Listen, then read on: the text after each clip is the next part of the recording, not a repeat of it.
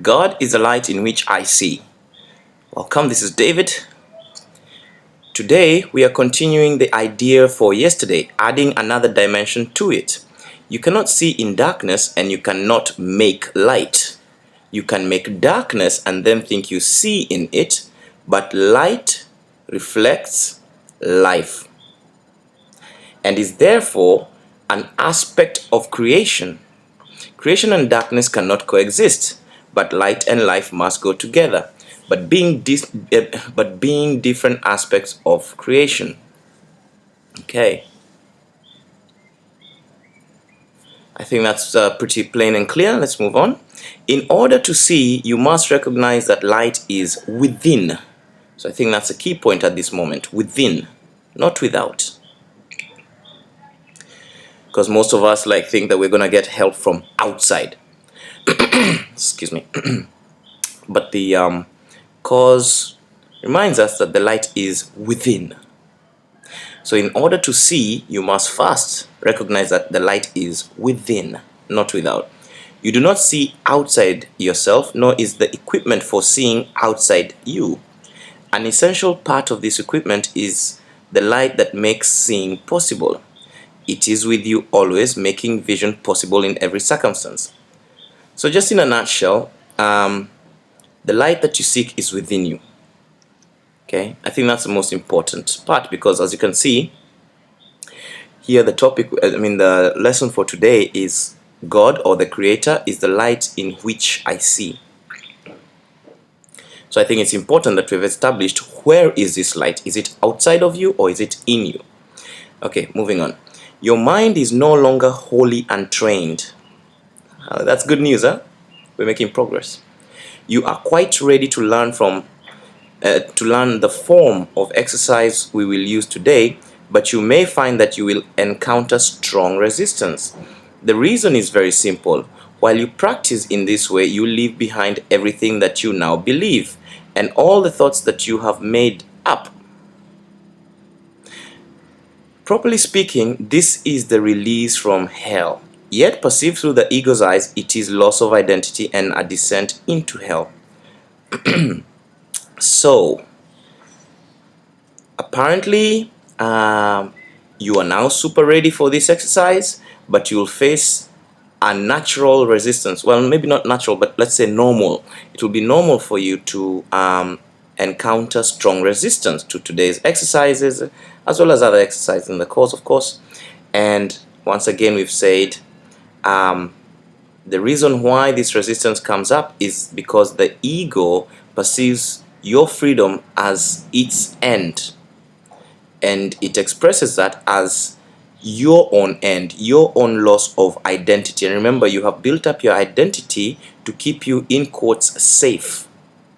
Yeah, that's why we make up our sense of self, because as we grow up and as whatever, we keep adding new pieces to our identity so that we can be safe, so we can be accepted by society, so that we don't get into trouble, so that we get what we want, whatever. So we make up this persona, or this ego, this identity, this ego, to keep us safe. So losing that identity feels like a threat to the ego, of course, because you're being asked to drop your defenses and everything. So the ego perceives this as a loss of identity, a descent into hell, and an end, and that is why it resists. So it's important to know that that is normal for you to feel that way. Okay, it's important to know, because then you can still feel it and not buy the lie. You understand what I mean? There's a saying sometimes I like to say. It says, the feel is real, the why is a lie. Actually, I got that from Guy Finley. But anyways, the feel is real, the why is a lie. So yeah, you can accept the feeling that you're feeling threatened and resistance and everything, but because you understand why, you realize that the reason why the feeling is telling you, oh my god, you're in trouble, you're gonna die. So you don't have to listen and accept that reason why. You don't have to accept that reason why. The reason why the ego gives you, the reason why we're feeling so terrible is because we're gonna die. But then you can understand in your own self that no, that's not the reason why. The real reason why is because we are going to gain freedom. Okay.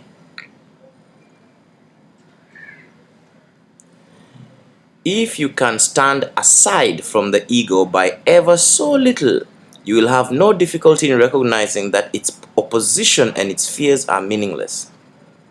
That's what we've been saying just now. If you can just separate yourself just a little bit from the ego, you'll be able to recognize that it's just thrashing around and screaming for, reasons that you don't really need to even bother about. Its opposition and its fears are meaningless.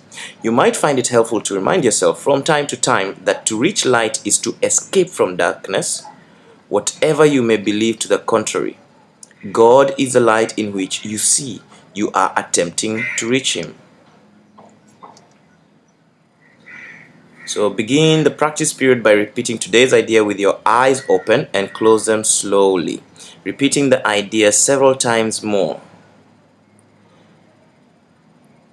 I suppose that's important because, opening your eyes and then closing them slowly gives you that reminder that God is within.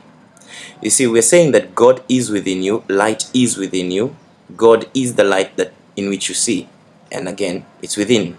Okay, so then try to sink into your mind, letting go every kind of interference and intrusion by quietly sinking past them.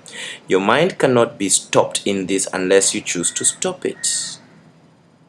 It is merely taking its natural course. Try to observe your passing thoughts without involvement and slip quietly by them. So this kind of reminds me of a meditation that I like. It's called Vipassana meditation, whereby you simply observe the breath and let the thoughts come and go as they do, because they will do. That's their thing, The mind is a chatterbox that just keeps it just keeps talking and throwing all these sounds so that it keeps you forever thinking about the past and the future, because those don't exist really. But if you're to actually manage to silence that voice in your mind, that sound, that noise, let's not even call it a voice, that noise, you'd notice that you're totally focused in the present, and the present is the only real. Anything outside the present, the so-called past and so-called future, is a figment of the imagination, a making up of the ego. So as you can see, the way to get past that noise is to simply just let go of it and simply let the thoughts pass and go without really engaging in them, because the problem is we grab hold of a thought as soon as it comes and we ride it. So this is merely just letting that thought fly by as if it was just a paper in the wind, and slowly they'll stop, they'll stop for that while that you're doing this exercise. Oh yeah, so that's a note that I'd made before. Like I said, this is a form of mindfulness meditation called Vipassana. Vipassana is awesome.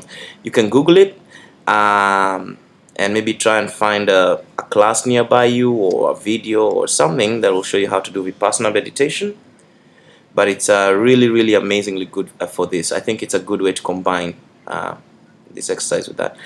While no particular approach is advocated for this form of exercise, what is needful is a sense of the importance of what you are doing. It is inestimable value to you, and an awareness that you are attempting something very holy. So this is super important. That is the important part, that you understand that the value of what you're doing is so immense. So immense. We're talking about dropping all this noise that keeps throwing you into the fake past and fake future, that keeps taking you out of the real now. And then, even more, recognizing that the light is within you. That God is within you, the Creator is within you. This is of immense value. Salvation is your happiest accomplishment. It is also the only one that has any meaning, because it is the only one that has any real use to you at all.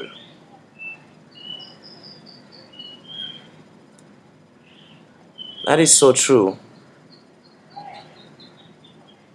That is so true. Because even if you gain the whole world, the world of illusions, and you gain it all, how does it profit you if you've lost your connection with reality? If you gain the whole world of illusion, what does it profit you if you've lost your connection with reality? See? If resistance rises in any form, pause long enough to repeat today's idea keeping your eyes closed unless you are aware of fear. In that case, you will probably find it more reassuring to open your eyes briefly. Try, however, to return to the exercises with eyes closed as soon as possible. If you're doing the exercise correctly, you should experience some sense of relaxation and even a feeling that you are approaching, if not actually entering into a light. But this is very common.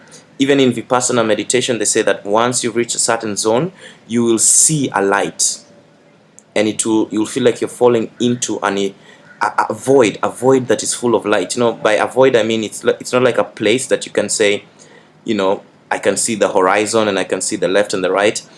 It's more like an infinite nothingness that is a light. So this is actually common. If you Google this, you'll find that at the deepest levels of meditation, you do get into that zone. So let's read on. Try to think of light, formless and without limits, as you pass by the thoughts of this world. Well, that's an amazing addition. Try to think of light, formless. That means without dimensions and without limits, as you pass by the thoughts of this world.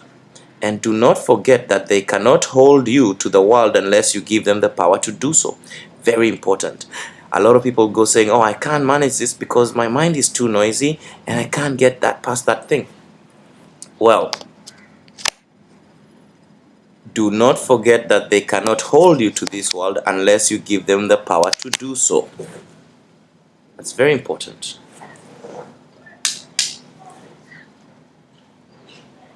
So thank you very much, and you go ahead and do the exercise. It's down below at the bottom of this video. Thank you.